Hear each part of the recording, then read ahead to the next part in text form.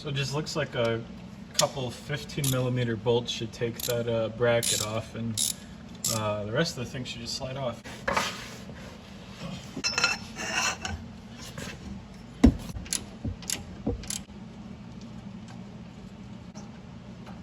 Got one bolt out. Alright, I guess I get to go underneath the car to get the other one. Alright, I just got the other bolt out. Now I should be able to just pry this out of here. There we go. It's kind of interesting how the paint was preserved so well on the inside.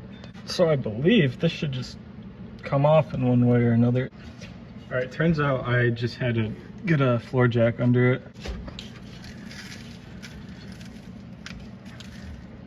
Cool. Alright, now I just gotta do the same thing on the other side. Alright, now I'm gonna professionally rebuild these clamps. Yep, they're being rebuilt. This will work. Oh yeah, look at that. This is how professionals do it. And of course, don't forget to replace your old bolts with new ones. Oh yeah, look at that.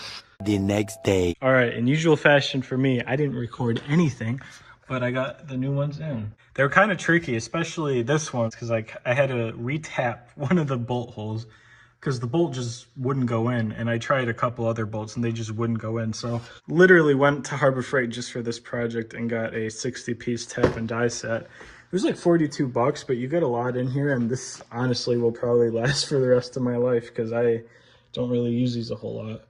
So cool, I got a tap and die set now. But anyways, I'm gonna get this wheel on. I got the rest of them on. And I'm gonna take this for a test drive and hope that nothing goes wrong.